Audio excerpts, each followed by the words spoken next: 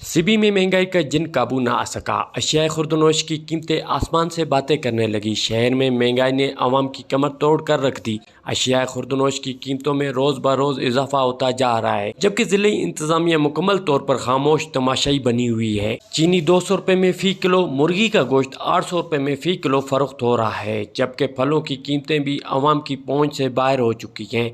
शहरियों का कहना है कि मुनाफाखोर दोनों हाथों से आवाम को लूटने में मसरूफ़ हैं और कोई पूछने वाला नहीं है। शहरियों ने इल्ज़ाम आयद किया है कि एक तरफ हुकूमत टैक्सेस का बोझ डाल रही है तो दूसरी तरफ मुनाफाखोर आवाम की जेबों पर डाका डाल रहे हैं। ज़िले इंतज़ामिया की खामोशी सवालिया निशान बनी हुई है।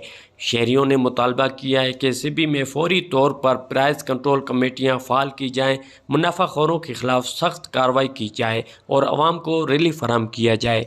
कैमरा टीम के साथ रिपोर्टर ज़हूर मक्सी, साथी रिपोर्टर यारेली के साथ वश न्यूज़ सिबी।